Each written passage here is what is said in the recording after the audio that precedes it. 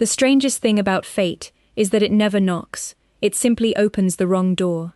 My grandmother had been transferred to St. Matthew Medical Center that morning, and after working a 10-hour shift at the elementary school, I rushed across Manhattan with a bouquet of white daisies balanced awkwardly in one hand and my purse sliding off my shoulder.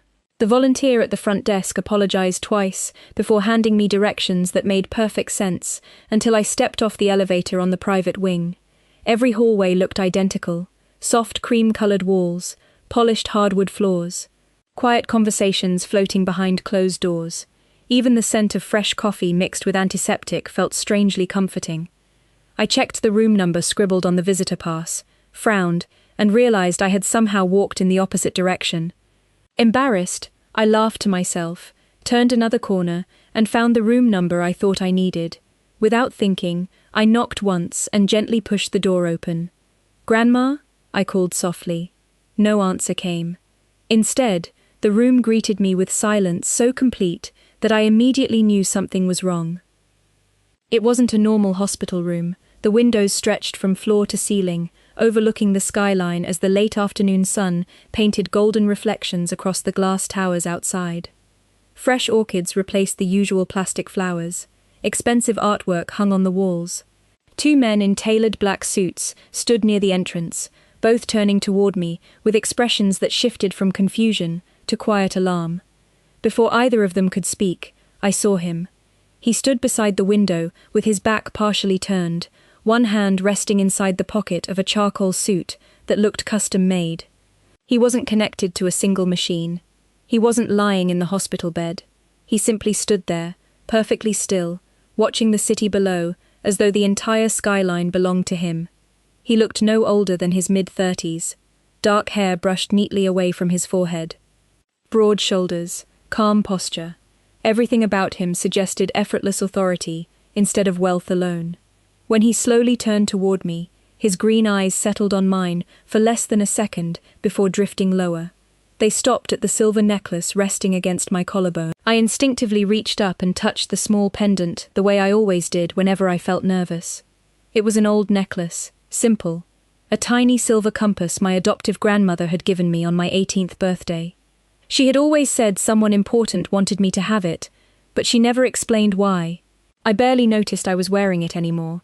The man's face changed so quickly it stole the air from the room. Every trace of confidence disappeared beneath something I couldn't identify. Shock, disbelief, maybe even grief. His fingers tightened almost imperceptibly before falling back to his side. One of the suited men stepped forward as if to escort me out, but the stranger lifted one finger without taking his eyes off the necklace. The guard stopped instantly. No one moved. No one spoke. The silence somehow became louder than any argument I'd ever heard. My heart started beating faster. I'm so sorry," I stammered. "I think I walked into the wrong room." He still didn't answer. Instead, he took one slow step toward me. Not threatening, not hurried, careful, as though I might disappear if he moved too quickly. His gaze never left the pendant around my neck. "Where did you get that necklace?" he finally asked. His voice was low, controlled, carrying the faint rhythm of someone who had spent years giving orders without ever raising it. I blinked, surprised by the question. "It was a gift," I replied carefully. "From my grandmother." Something flickered across his face again, this time even harder to hide. For one impossible moment, the powerful stranger looked less like a man who controlled entire rooms, and more like someone staring directly into a memory he had spent years trying to bury. I shifted my flowers nervously. "Are you okay?" I asked before I could stop myself. He didn't answer. Instead, his eyes lifted from the necklace to my face, as though seeing me for the very first time. Whatever he found there made him freeze completely, and deep inside me, without understanding why, I felt the quiet certainty that walking through the wrong hospital door had just changed the course of my entire life. I realized I had been holding my breath long before he finally looked away. The silence broke only when one of the men near the door cleared his throat softly. "Sir?" he asked, waiting for permission to do something, although I had no idea what. The stranger never answered him. His eyes remained fixed on me, with an intensity that made the room feel smaller. "What is your name?" he asked. "Emily," I replied after a hesitant pause. Emily Carter. He repeated my name so quietly, I almost thought I had imagined it. Emily. The way he said it sounded less like a question and more like someone testing the weight of an old memory. And your grandmother gave you that necklace? I nodded. She adopted me after my parents died when I was little. His expression shifted again. Not surprise this time. Calculation. He looked toward the window for a brief second before returning his attention to me. How long have you had it? Since my 18th birthday. Did she ever tell you where it came from? I shook my head. She only said that someone important wanted me to have it one day. For the first time I noticed something unusual about him. His breathing had become slower, almost deliberate, as though he were forcing himself to remain calm. One of the suited men stepped closer. Mr. Moretti, the doctor will be here in 5 minutes. Adrian Moretti. The name meant nothing to me then, but I noticed how carefully everyone in the room waited for his reaction before speaking again. He ignored the reminder completely. Emily, he said, may I see the necklace? My fingers instinctively closed around the small silver compass. It had never left my neck except for medical exams. Something inside me resisted handing it to a complete stranger, no matter how polite he sounded. I would rather not, I answered honestly. To my surprise, he nodded. There was no frustration, no anger, only quiet acceptance. Fair enough. The tension in the room eased just enough for me to remember why I had come to the hospital in the first place. I really am sorry, I said with an embarrassed smile. I was trying to visit my grandmother. I must have walked onto the wrong floor. Adrian stepped aside, creating a clear path toward the door. Then you should not keep her waiting. I thanked him, adjusted the flowers in my arms, and hurried out before I could make the situation even more awkward. The hallway suddenly felt much louder than before. Nurses pushed carts past patient rooms. Visitors chatted quietly near the elevators. Everything looked normal again, yet I could still feel those green eyes following me long after the door had closed behind me. 20 minutes later, I finally found my grandmother in the correct room, 2 floors below. She smiled the moment she saw the daisies. You look pale, sweetheart, she said. Did you get lost again? I laughed nervously. I accidentally walked into somebody else's room. That does sound like you. I smiled, but my thoughts never fully returned to our conversation. Every few minutes, I caught myself touching the little compass hanging against my sweater. It suddenly felt heavier than it ever had before. After visiting for nearly an hour, I left the hospital just as evening settled over Manhattan. The October air carried the crisp chill that always arrived after sunset. I wrapped my coat tighter and started toward the subway station. Halfway down the block, I noticed a black sedan parked across the street. It was an expensive car, polished so perfectly that the city lights reflected across its surface like water. As I waited for the traffic signal to change, I happened to glance toward it. The driver was looking straight ahead. The passenger appeared to be reading something on a tablet. Neither acknowledged me. I dismissed the thought immediately. New York was filled with luxury cars. There was nothing unusual about that. Yet when I exited the subway 40 minutes later near my apartment in Queens, another black sedan sat quietly near the curb. Different license plate. Same polished finish. Same tinted windows. I frowned for only a moment before convincing myself I was being ridiculous. The strange man at the hospital was probably already back to whatever important life he lived. People like him did not spend time thinking about elementary school teachers who wandered into the wrong room. But several miles away, inside a private office overlooking the East River, Adrian Moretti placed an old photograph beside another object resting inside a velvet-lined box. The faded photograph showed a smiling little girl wearing the exact same silver compass around her neck. Without taking his eyes off the picture, he spoke quietly to the man standing beside his desk. I want to know everything about Emily Carter, every school she attended, every address she has ever lived at, every person she calls family, and tell everyone one thing.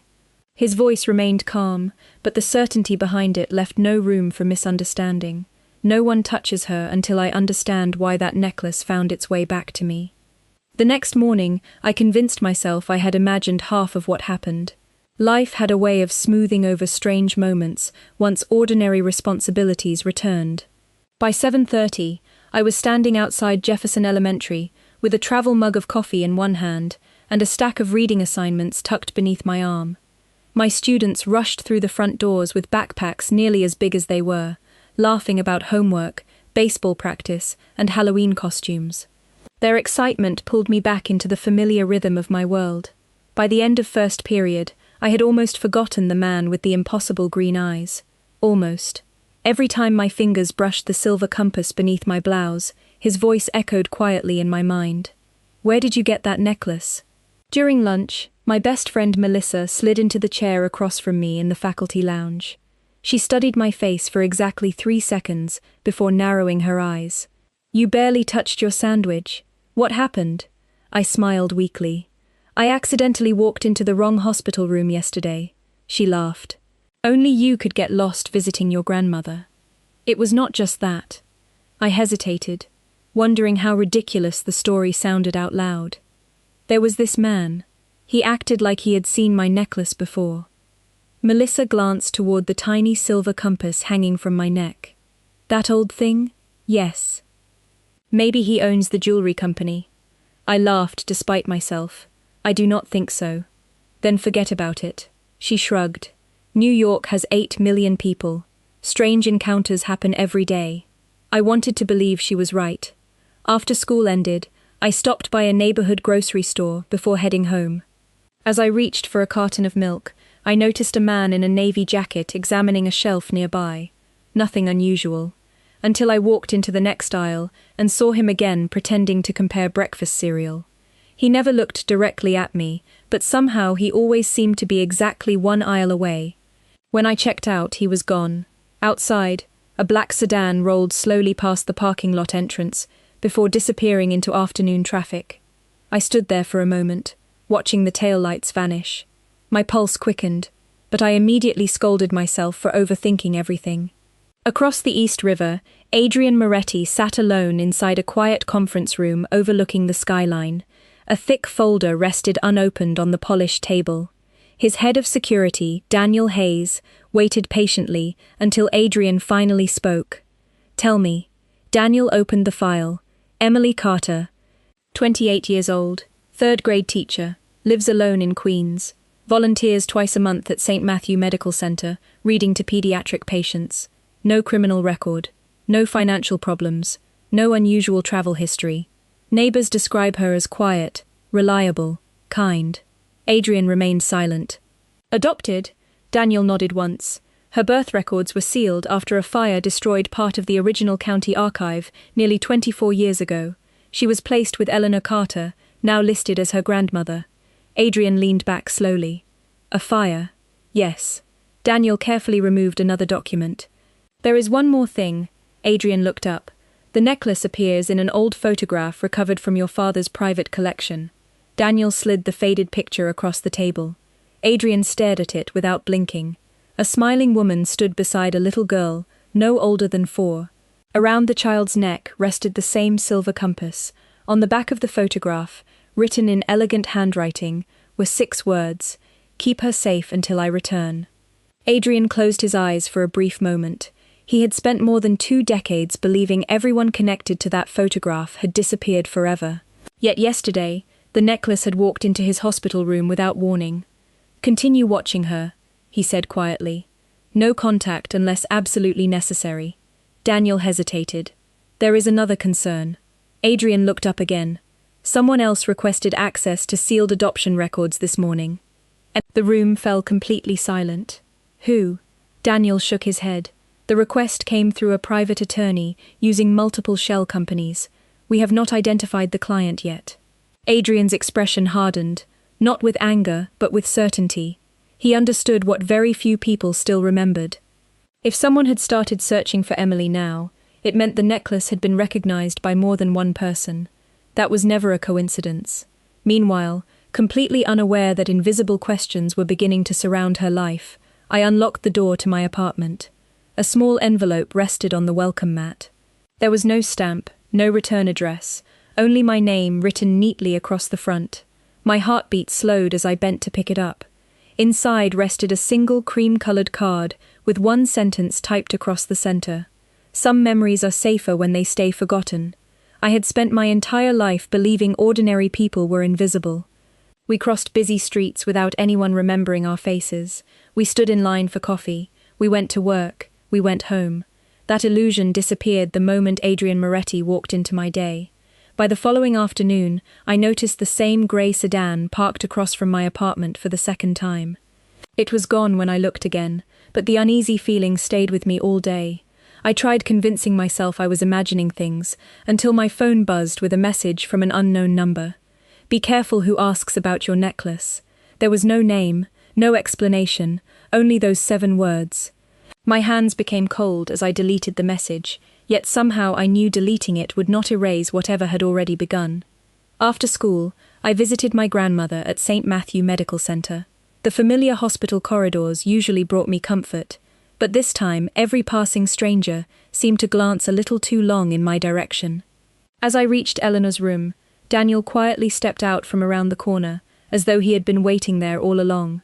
"Miss Carter," he said politely, "Mr. Moretti would appreciate a few minutes of your time."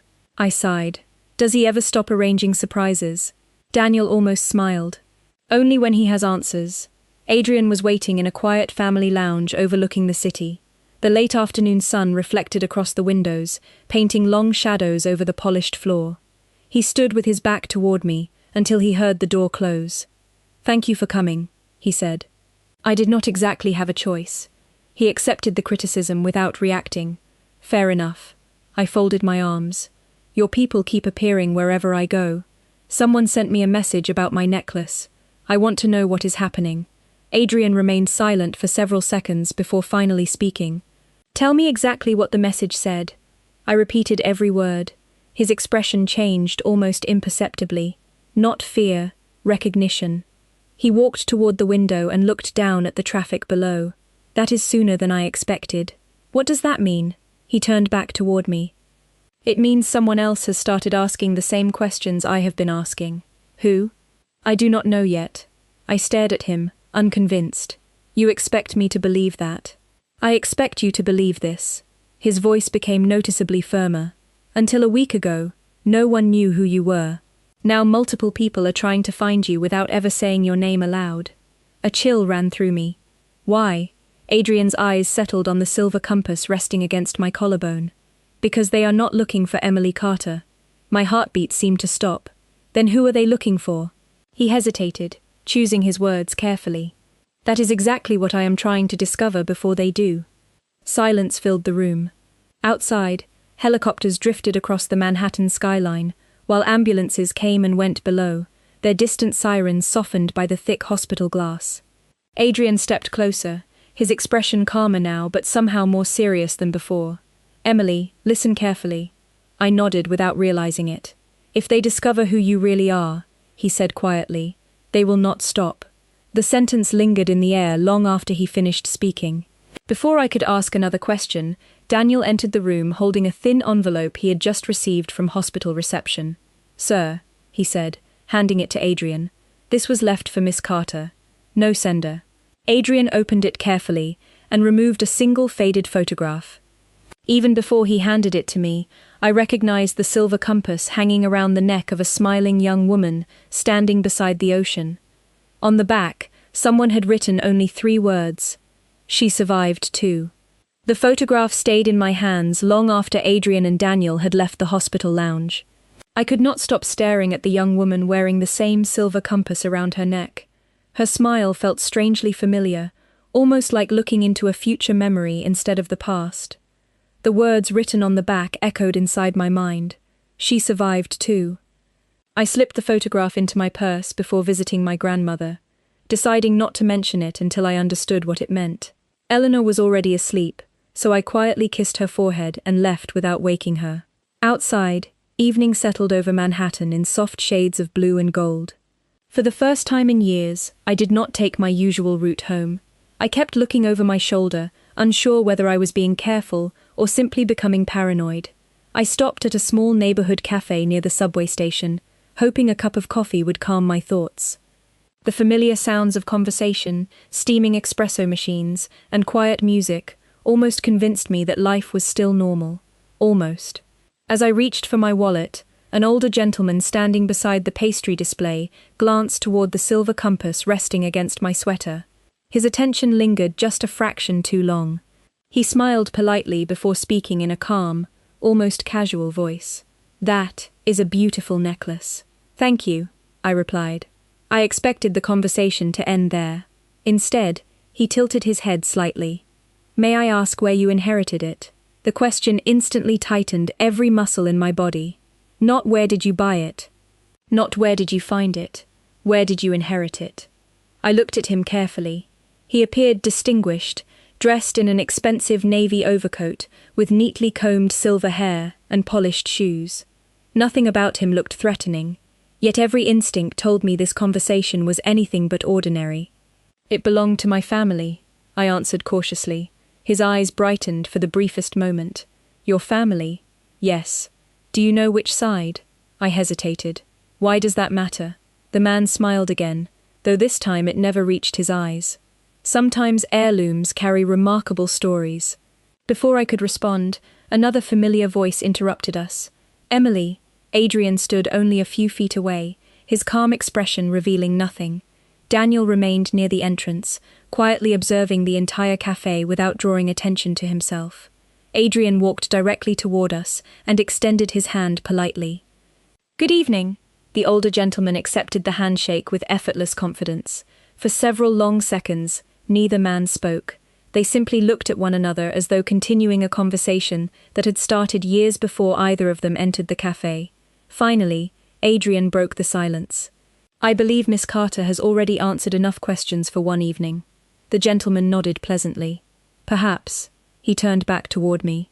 "Miss Carter, I hope we meet again under happier circumstances." Without another word, he walked toward the exit and disappeared into the evening crowd. Adrian did not follow him. He simply watched through the cafe window until the man entered a waiting black sedan parked across the street. Daniel quietly stepped beside him. "We confirmed his identity," he said under his breath. Adrian never looked away from the departing vehicle. "I was afraid of that." I frowned. "Who was he?" Adrian turned toward me, his voice remaining calm despite the unmistakable tension in his eyes. "He was never interested in your necklace." "Then why did he ask about it?" Adrian answered with complete certainty. "Because he already knew exactly what it was." A heavy silence settled between us. I felt my pulse quicken. Then what was he trying to find out? Adrian looked directly into my eyes. Whether the woman wearing it was truly the person they have been searching for. My breath caught. Daniel's phone vibrated softly. He glanced at the screen before looking back at Adrian.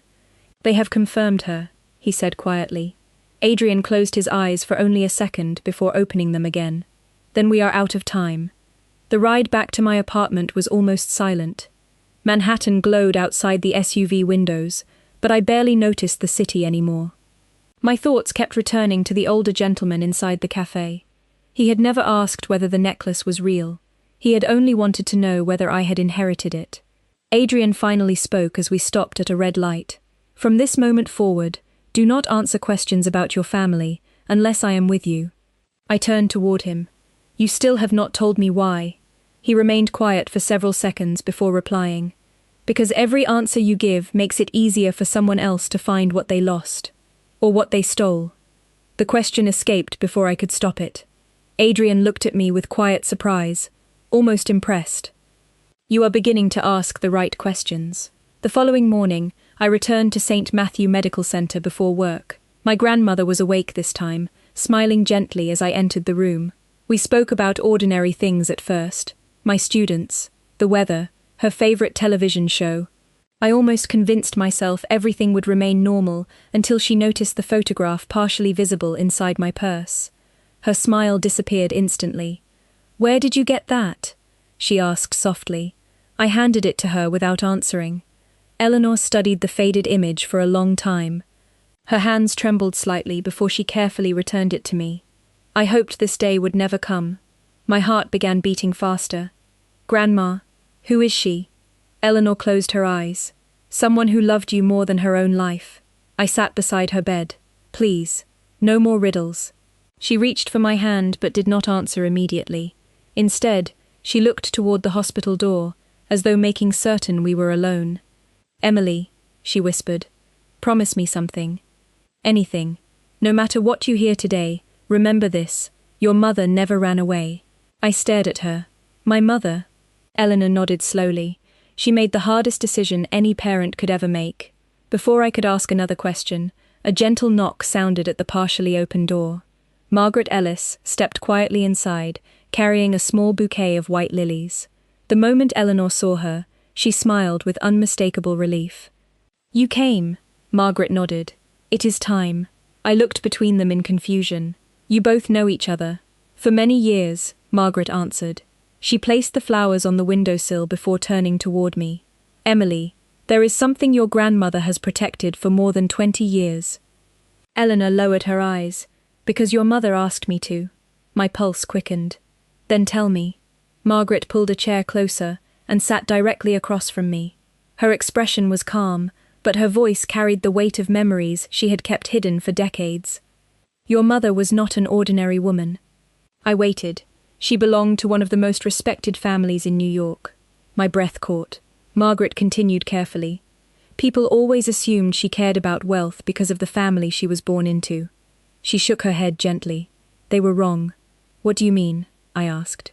Margaret looked directly into my eyes. Your mother never cared about the money. I frowned in confusion. What money? Neither woman answered immediately. Eleanor slowly reached beneath her blanket and took my hand again. Margaret finally spoke, each word quieter than the last. Everything she left behind. The room fell completely silent. Even the sounds of nurses passing through the hallway seemed to disappear. Before I could ask another question, Daniel suddenly appeared in the doorway, his usually composed expression more serious than I had ever seen it. He looked directly at Adrian, who had quietly arrived only moments earlier. Sir, Daniel said in a low voice, the board has called an emergency meeting. Adrian's eyes narrowed. They know. Daniel gave a single nod. Someone has confirmed that Emily is alive. Daniel's words settled over the room like a storm cloud. Nobody spoke for several long seconds. I looked from Adrian to my grandmother, then to Margaret, waiting for someone to tell me why a single sentence had changed the atmosphere so completely. Adrian quietly closed the hospital room door before walking toward Eleanor's bedside. His expression remained calm, but I could see the tension in his eyes for the first time since we had met. There is no reason to wait anymore, he said softly. Eleanor nodded. She deserves the truth. I tightened my grip on the silver compass around my neck. Then please tell me who I really am. Eleanor drew a slow breath before beginning. Your mother was Isabella Bennett. She paused, letting the name settle between us. She was the only child of Richard Bennett, the founder of Bennett Holdings. I frowned. Bennett Holdings? Margaret looked at me with gentle sympathy. One of the largest privately owned investment companies in the country. My heart began to race. That cannot be right. I grew up in a small apartment. We struggled to pay bills. Eleanor smiled sadly. Because Isabella wanted you to grow up with freedom instead of fear. I shook my head in disbelief. If my mother came from that family, why did she leave everything behind? Adrian answered quietly. She never abandoned it. It was taken from her. The room became perfectly silent. 21 years ago, Adrian continued, Richard Bennett died unexpectedly. According to the family's original succession plan, Isabella inherited controlling ownership of Bennett Holdings. I looked at him without blinking. Then what happened? Margaret lowered her eyes. Several powerful people inside the company forged legal documents before the estate could be finalized. They claimed Isabella had disappeared voluntarily and declared her unable to assume control. My pulse pounded in my ears. So they stole it. Adrian nodded once. They stole everything, except the one thing they could never legally replace. What? Adrian looked directly into my eyes. The rightful heir. I could barely breathe. Me? Eleanor reached for my trembling hand. Yes, Emily. Tears gathered in her eyes. The night your mother brought you to me, she knew those people would never stop searching until they erased every member of the Bennett family. She changed your last name to Carter, destroyed every public record that connected you to Bennett Holdings, and begged me to raise you as my own granddaughter. My voice barely worked. All these years, Eleanor nodded. Everyone believed Emily Bennett disappeared forever. Adrian stepped closer. Except my father. I turned toward him. He knew. My father was Richard Bennett's closest friend, and the family's legal trustee. Before Isabella vanished, she entrusted him with one promise. His voice became quieter. "Find my daughter when it is finally safe." A tear rolled down my cheek. "He never found me." Adrian smiled sadly. "He searched until the day he died." He looked at the silver compass resting against my collarbone. "Before he passed away, he gave me every file, every photograph, every note, and made me promise I would continue looking." Margaret gently touched the necklace. "That compass was never just a family keepsake." "Then what is it?" I asked. "It is the official family emblem of the Bennett legacy," she replied. "Every original succession document carries the same symbol. The moment Adrian saw it around your neck, he knew only one person in the world could still be wearing it." I closed my eyes, trying to absorb everything I had just heard. My entire life had been built upon a name that was never truly mine. I slowly opened them again.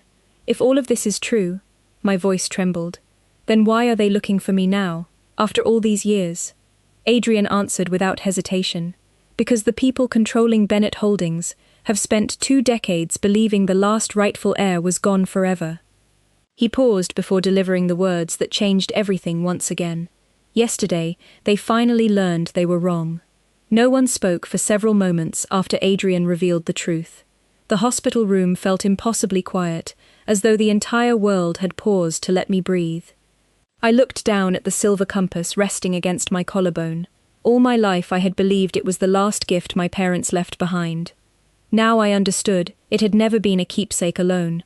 It was proof that I had once belonged to a family powerful enough for people to erase its own history. Eleanor slowly reached beneath her pillow and removed an old leather journal, wrapped carefully inside a linen cloth. Her hands trembled as she placed it into mine. "Your mother asked me to keep this hidden until someone recognized the compass," she whispered. I gently untied the faded ribbon surrounding the journal. The first page carried elegant handwriting that somehow felt familiar, even though I had never seen it before. "My dearest Emily, if you are reading these words, then the promise I asked others to keep has finally been fulfilled." Tears blurred my vision before I could continue. I took a slow breath and kept reading. "Your greatest danger was never who you were. It was what you would one day inherit." I looked up at Adrian. He quietly nodded for me to continue. The next page answered the question that had haunted me since the beginning. "They do not want my daughter. They want what belongs to her." My heartbeat became almost unbearable. Isabella continued writing with heartbreaking honesty. "If I remained beside you, they would eventually find you. If I disappeared, they would spend years searching for me instead. I chose the only future where you might grow up free." A tear rolled onto the page. My mother had not abandoned me. She had sacrificed everything so I could live an ordinary life. Eleanor gently squeezed my shoulder. "She never stopped loving you for a single day." I turned another page. "Your grandfather built Bennett Holdings with integrity, not greed. He intended for it to protect future generations of our family. After his death, men who valued power more than honor forged documents and claimed everything that was never theirs. They believed destroying my name would erase our bloodline forever. They were wrong. I could no longer hold back my tears." Adrian quietly stepped closer, but said nothing. He understood this moment belonged to me. At the back of the journal, a folded envelope had been carefully secured beneath a leather strap. Inside rested a small brass key, attached to a handwritten note. "The key does not open your future. It opens the truth." I frowned slightly before looking toward Eleanor. "What does it unlock?" She shook her head gently. "Not a treasure," Margaret answered instead. "A private vault your grandfather established long before Bennett Holdings became a global company." My pulse quickened. "What is inside?" Adrian spoke for the first time in several minutes. "Not cash, not gold, something far more valuable." I waited silently. "The original documents," he continued calmly. "Your birth certificate, Richard Bennett's original will, the authentic trust agreement, the controlling share certificates. Every legal record proving ownership before the company was stolen." I stared at the small brass key resting in my palm. It suddenly felt heavier than anything I had ever held. Everything the people behind Bennett Holdings had built over the past 20 years depended upon those documents remaining hidden forever. Without them, their authority could collapse overnight. Daniel's phone vibrated softly. He glanced at the screen before looking toward Adrian. "The emergency board meeting has already started," he said quietly. Adrian nodded once, never taking his eyes off me. They believe the evidence was destroyed decades ago. He looked at the brass key in my hand before finishing the sentence that changed everything once again. They have no idea you are holding the only thing that can legally take their empire away. The following morning, Adrian drove me to a quiet historic bank, tucked between modern office towers in Lower Manhattan. From the outside, the building looked almost forgotten, its stone walls weathered by nearly a century of New York winters. Nothing about it suggested that generations of one of the city's most influential families had trusted it with their greatest secrets. Daniel opened the heavy bronze door, while Adrian walked beside me without saying a word. The brass key remained in my hand, warm from the nervous grip I had held since leaving the hospital. An elderly vault manager greeted Adrian with quiet respect before leading us through a series of secure corridors lined with polished marble and thick steel doors. Finally, we stopped before a private vault that had remained unopened for more than 20 years. I looked down at the small brass key. My hands trembled as I inserted it into the old lock. The mechanism turned smoothly, followed by the deep metallic sound of heavy bolts sliding free. The vault door slowly opened. Inside was no mountain of cash, no glittering treasure, no stacks of gold. Instead, a single polished walnut case rested alone beneath soft overhead lighting, exactly as though someone had prepared it yesterday instead of 2 decades earlier. I carefully lifted the lid. Inside lay a neatly organized collection of documents protected inside archival sleeves. My original birth certificate, Richard Bennett's signed last will and testament, the Bennett Family Trust Agreement bearing official seals, original stock certificates representing 51% of Bennett holdings. Beside them rested several family photographs, a velvet jewelry box, and a small digital storage drive sealed inside an envelope addressed only to Emily. I stared at everything in complete silence. Adrian spoke softly. "This is what they have been trying to erase for 20 years. Before I could answer, another voice quietly entered the room. "And what they can no longer deny." I turned to see an older gentleman, in a dark navy suit, entering the vault, alongside 2 legal assistants, carrying secure document cases. Adrian nodded respectfully. "Emily, this is Charles Whitmore. He served as your grandfather's personal attorney and trustee before his retirement." Mr. Whitmore offered me a gentle smile. "I have waited a very long time to meet you, Miss Bennett." Hearing that name spoken aloud felt almost unreal. He carefully reviewed each document one by one, comparing signatures, seals, registration numbers, and trust records. Nearly half an hour passed before he finally removed his glasses and looked directly at me. "There is no legal ambiguity." My heart pounded. "What does that mean?" His answer was calm, certain, and impossible to misunderstand. "You are the sole surviving beneficiary named within the Bennett Family Trust. Under the original succession documents, effective immediately upon verification of your identity, controlling ownership of Bennett Holdings legally returns to you." I struggled to breathe. "Returns to me?" He nodded. 51% of Bennett Holdings belongs to you by law. It always has." Daniel's phone vibrated quietly.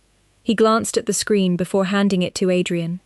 Adrian studied the message for only a moment, before a faint smile appeared across his face. "The emergency board meeting just ended." I looked at him. What happened? Adrian handed me the phone. Across the screen appeared a single corporate notification, forwarded by one of his legal contacts. "Ownership transfer confirmed. Emergency executive authority suspended, pending court review." Several board members had already resigned. Others were requesting immediate legal counsel. Without a single threat, without a single act of violence, the empire they had controlled for 20 years had begun slipping away the moment the truth resurfaced. My eyes filled with tears as I looked around the quiet vault. My mother had not hidden wealth. She had protected justice until the day I was old enough to reclaim it. I turned toward Adrian. "Why did you never tell me?" He looked at me with the same quiet expression he had worn the day we first met in the hospital room. "Because I wanted you to know who you were before you learned what you owned." For the first time since my life changed forever, I smiled through my tears. The silver compass resting against my heart had never pointed toward fortune. It had always pointed toward the truth. And after 20 years of silence, every promise had finally found its way home.